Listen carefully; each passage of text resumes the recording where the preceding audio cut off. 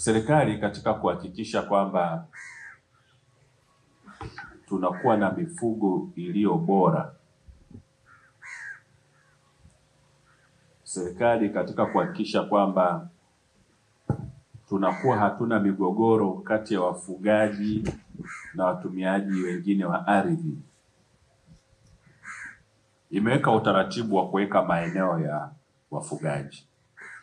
Nchi yetu ardhi haiongezeki, lakini wananchi wanaongezeka. Tunataka makazi, tunataka kilimo, tunataka kujenga viwanda, tunataka maeneo ya machimbo ya madini, yote ni muhimu. Kwa lazima tupange matumizi bora ya ardhi, tujue eneo hili ni la wafugaji, eneo hili ni la wakulima, eneo hili ni kwa ajili ya viwanda, eneo hili ni kwa ajili ya makazi, eneo hili kwa ajili ya misitu. Hata misitu ina haki yake.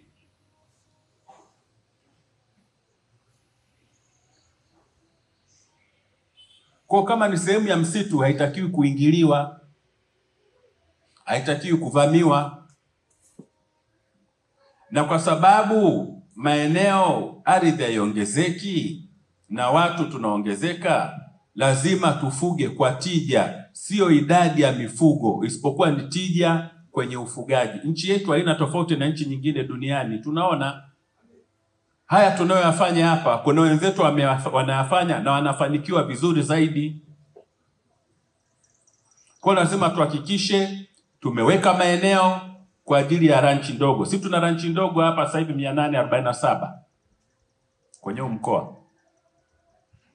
Serikali imeweka sheria, uruhusiwi kuingiza mfugo kutoka eneo moja kwenda eneo lingine mpaka upate kibali. Kwa nini? Lazima tujue uwezo wa eneo unalokwenda kupeleka mifugo. Kama natakiwa ni ng'ombe 5,000, wewe ukapeleka 10,000, unaleta mgogoro.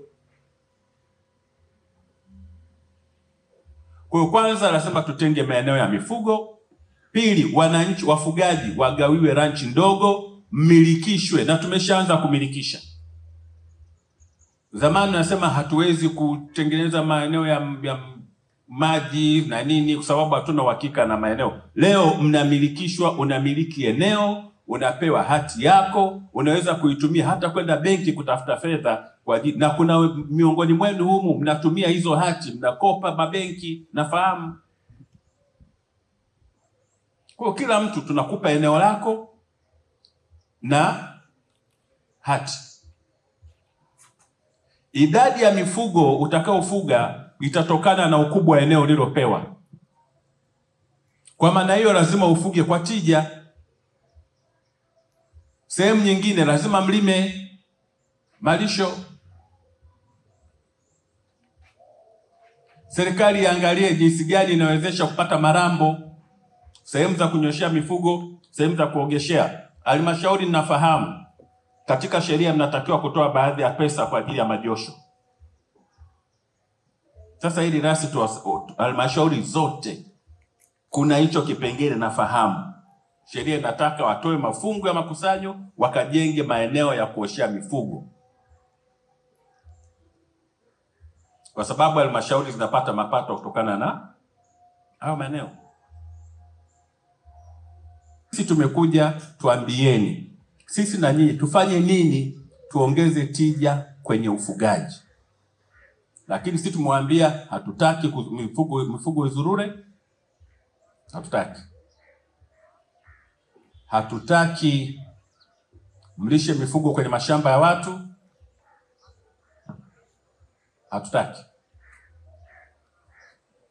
Tutawapa maeneo ya kufuga, tutawapa hati, mtalima maeneo ya nyasi ya malisho, tutaangalia utaratibu wa majosho na malambo ya maji. Lakini kwenye minada ni swala la serikali kuuza mifugo bila kulipa kodi ya serikali, nao si sawa. Tuambieni, niko hapa kuwasikiliza. Mnaniambia nini ili tulete tija kwenye ufugaji?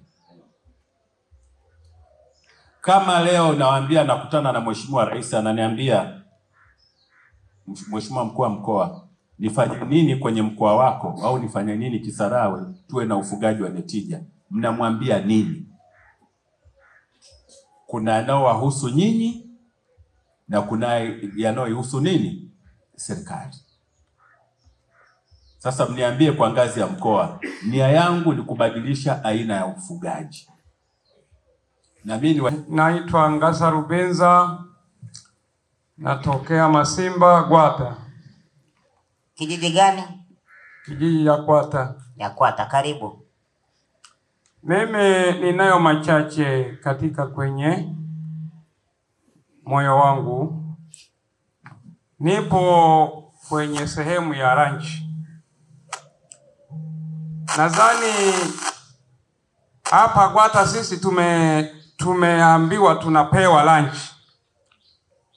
Mpaka leo tunajua imefikia kama miaka mitatu hatujakabidhiwa, hatujabainishwa. Kwa hiyo malipo tumelipia kama tumepewa na zile marisiti, lakini sasa namna ya kuja kuambiwa kwamba hapa ndiyo kwako hatujapewa. Sasa mpaka hapa nilipo mimi nimeona lauda watendaji wa kazi kule lauda wametupiga danadana. Naitwa Mohamed Hamisi Gilika, ni mkurugenzi mtendaji wa Sumo Ranch. Mheshimiwa mkuu wa mkoa, kijiji Mihugwe, sawa.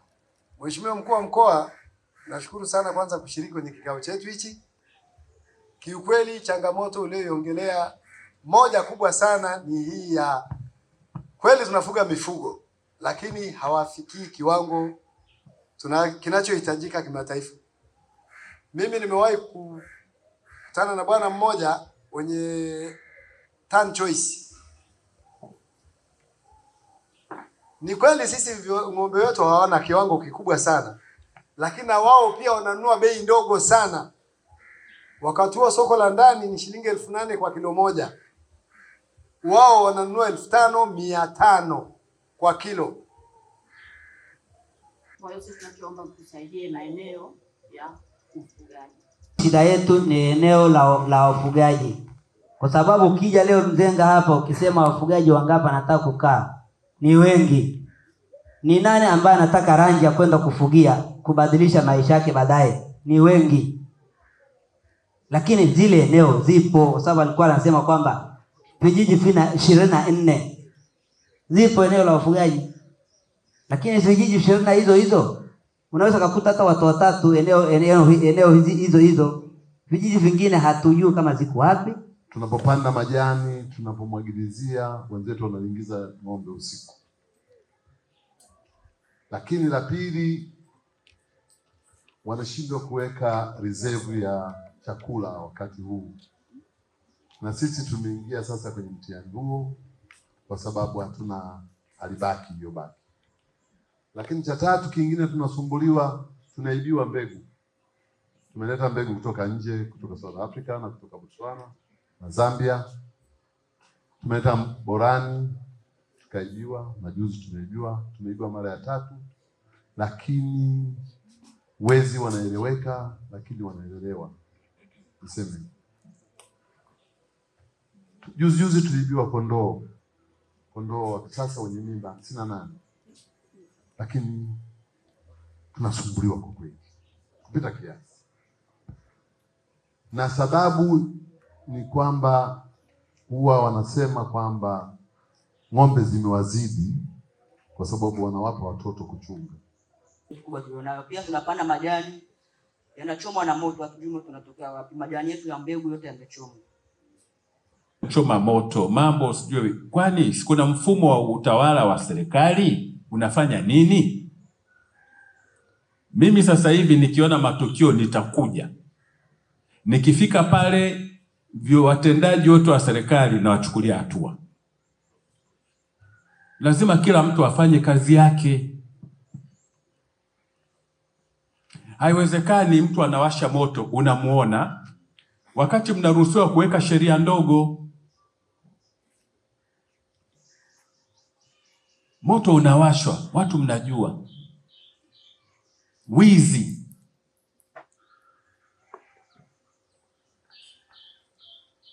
Mheshimiwa Wakili msomi, unafahamu kati ya mambo ambayo yameamuliwa, yamezungumzwa na hata mahakama kubwa kabisa mpaka Court of Appeal, ni maamuzi kwamba huwezi kunufaika na shughuli zilizo batili, uweze kubenefit na illegal activities. Kama mtu mwizi ni mwizi tu, tutashughulika naye kama mwizi. Tupate elimu na lazima tuweke sheria ndogo.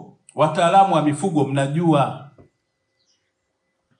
kila baada ya muda gani lazima mifugo, sababu kama mtu mmoja anafanya kuweka kuosha, wengine amuoshi pale jirani, haiwezekani, sababu magonjwa yanaenda, mifugo inazurura. Hatutaki kitu hicho. Mimi niseme, Mheshimiwa Mkuu wa Wilaya, nitahitaji kwenda kutembelea hawa wafugaji maeneo yao nione. Tuone tuwawezeshe namna gani. Kama ninavyofanya ziara za kutembelea viwanda, sasa hivi nipate ziara, na mimi nataji kujifunza. Nyinyi mnaofanya vizuri nitakuja kujifunza. Na mimi nataka niwe mfugaji pia. Ili mniambie, uoshi mifugo? Mbona wewe unatuambia huna malisho? Si ndio? Lakini haya yanawezekana. Wizi si sahihi. Hizi changamoto nyingine tutaangalia. Kama mna changamoto tutaangalia kwa nini mpaka leo hamjapata hati, tutaangalia. Ili nitalifuatilia. Lakini kubwa ni kwamba wote tuamue kufuga, na jambo kubwa lazima tushirikiane. Huwezi kufanya peke yako bila kushirikiana na watu wengine. Hata wanaolima miwa, hata wanaolima mkongo, kunakuwa na outgrowers. Mnahitaji molasses, kuna sehemu nyingine lakini ufugaji wa leo, jamani, ufugaji wote, hata mnaolima nyasi, kuna kuvuna mkazihifadhi, wakati wa kiangazi mkafanya nini? Zikatumika. Ndio dunia nzima wanafanya hivyo. Kwa lazima mjifunze kwamba wakati huu nyasi zipo, kiangazi kija, wakati ule ambao mvua zimepungua, mnatoa wapi nyasi? Kwa hiyo tutaendelea kutoa elimu. Mimi nadhani niwahakikishie tu kwamba sasa hivi ninaongeza nguvu katika sekta ya mifugo, na yenyewe sekta ile iweze kunyanyuka, tuweze kupata tija. Asante sana. Mengi sana kwa Mheshimiwa Mkuu wa Mkoa. Tumuongeze makofi mengi sana. Mheshimiwa Mkuu wa Mkoa, tunaendelea kukushukuru na kukupongeza kwa kazi kubwa nzuri sana unayoifanya. Wiki yote hujapumzika pamoja na sikukuu.